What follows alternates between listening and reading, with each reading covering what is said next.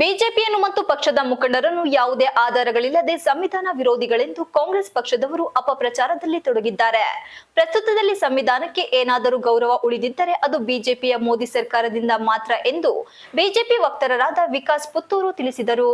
ನಗರದ ಶ್ರೀ ಶಂಕರ ಮಠದ ಸಭಾಂಗಣದಲ್ಲಿ ಶನಿವಾರದಂದು ಬೆಳಗ್ಗೆ ಹಮ್ಮಿಕೊಳ್ಳಲಾಗಿದ್ದ ಸಂವಿಧಾನ ದಿನದ ಅಂಗವಾಗಿ ಸಿಟಿಜನ್ ಫಾರ್ ಸೋಷಿಯಲ್ ಜಸ್ಟಿಸ್ ಸಂವಿಧಾನ ಸನ್ಮಾನ ಅಭಿಯಾನದ ಕಾರ್ಯಕ್ರಮದಲ್ಲಿ ಮುಖ್ಯ ಭಾಷಣಗಾರರಾಗಿ ಮಾತನಾಡಿದ ಅವರು, ಡಾಕ್ಟರ್ ಬಿಆರ್ ಅಂಬೇಡ್ಕರ್ ಅವರು ಸುದೀರ್ಘವಾದ ಅಧ್ಯಯನದ ನಂತರ 1949 ನವೆಂಬರ್ 26ರಂದು ಸಂವಿಧಾನವನ್ನು ಡಾಕ್ಟರ್ ರಾಜೇಂದ್ರ ಪ್ರಸಾದ್ ಅವರಿಗೆ ಸಮರ್ಪಣೆ ಮಾಡುತ್ತಾರೆ. ನಾವು ಪ್ರತಿ ವರ್ಷ ಸಂವಿಧಾನ ದಿನಾಚರಣೆಯನ್ನು ನವೆಂಬರ್ ತಿಂಗಳು ಯಾವುದೇ ರೀತಿಯ ಗೌರವ ಇಲ್ಲದಾಗೆ ಆಚರಣೆ ಮಾಡುತ್ತಿರುವುದನ್ನು ನೋಡುತ್ತಾ ಬರುತ್ತಿದ್ದೇವೆ. ಭಾರತದ ಸಂವಿಧಾನವನ್ನು ಸಮರ್ಪಣೆ ಮಾಡಿದಂತಹ ದಿವಸವನ್ನು ನಾವು ಸಂಭ್ರಮಿಸುವಂತಹ ವ್ಯವಸ್ಥೆ ಭಾರತದಲ್ಲಿ ಇರಲಿಲ್ಲ.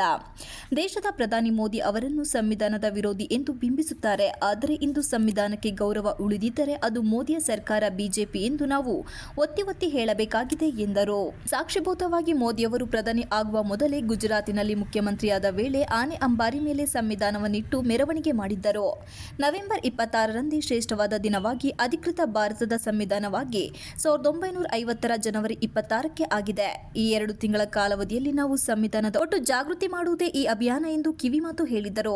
ಈ ಸಂವಿಧಾನದಲ್ಲಿ 75 ವಸಂತಗಳು ತುಂಬಿದ ವರ್ಷವಾಗಿದ್ದು, ಈ ಹಿನ್ನೆಲೆಯಲ್ಲಿ ಈ ಒಟ್ಟು ಸಂವಿಧಾನದ ಒಟ್ಟು ಅಂಶವನ್ನು ತಿಳಿಸಬೇಕಾಗಿದೆ. ವಿನಾಕಾರಣ ಬಿಜೆಪಿಯನ್ನು ಮತ್ತು ಪ್ರಮುಖರನ್ನು ಮೇಲೆ ಯಾವುದೇ ರೀತಿಯ ಆಧಾರಗಳಿಲ್ಲದೆ ಸಂವಿಧಾನ ವಿರೋಧಿಗಳೆಂದು ಕಾಂಗ್ರೆಸ್ ಪಕ್ಷದವರು ಅಪಪ್ರಚಾರದಲ್ಲಿ ತೊಡಗಿದ್ದಾರೆ ಎಂದು ಬೇಸರ ವ್ಯಕ್ತಪಡಿಸಿದರು.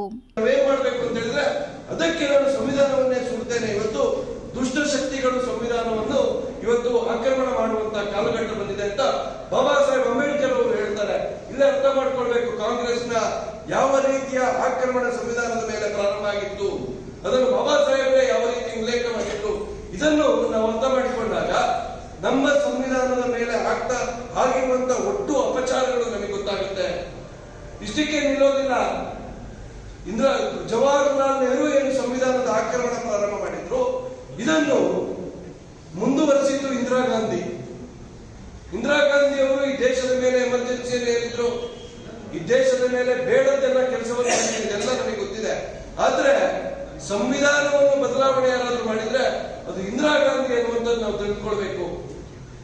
ಇಂದಿರಾ ಗಾಂಧಿ ಪ್ರಧಾನಮಂತ್ರಿ ಆಗಿದ್ದು, ಇಂದಿರಾ ಗಾಂಧಿ ಪ್ರಧಾನಮಂತ್ರಿ ಆದಾಗ ಅವರ ಮೇಲೆ ಒಂದು ಕೇಸ್ ಬಂದಿದ್ದು, ಇದೆಲ್ಲವೂ ಭಾರತದ ಸಂವಿಧಾನದ ಬದಲಾವಣೆಗೆ ಯಾವ ರೀತಿ ಸಾಕ್ಷೀಭೂತ ಆಗಿದೆ ಅದನ್ನು ನಾವು ತಿಳಿದುಕೊಳ್ಳಬೇಕಾಗಿದೆ. ಇವತ್ತು 1971ನೇ ಇಸ್ವಿಯಲ್ಲಿ ಇಂದಿರಾ ಗಾಂಧಿ ಅವರು ಪ್ರಧಾನಿಯಾಗಿದ್ದುಕೊಂಡು ಅವರು ಚುನಾವಣೆಯನ್ನು ಎದುರಿಸ್ತಾರೆ. ಆ ಚುನಾವಣೆಯಲ್ಲಿ ಅವರು ಕಾನೂನು ಬಾಹಿರವಾಗಿ ಅಕ್ರಮಗಳ ಮೂಲಕ ಚುನಾವಣೆಯನ್ನು ಗೆದ್ದಿದ್ದಾರೆ.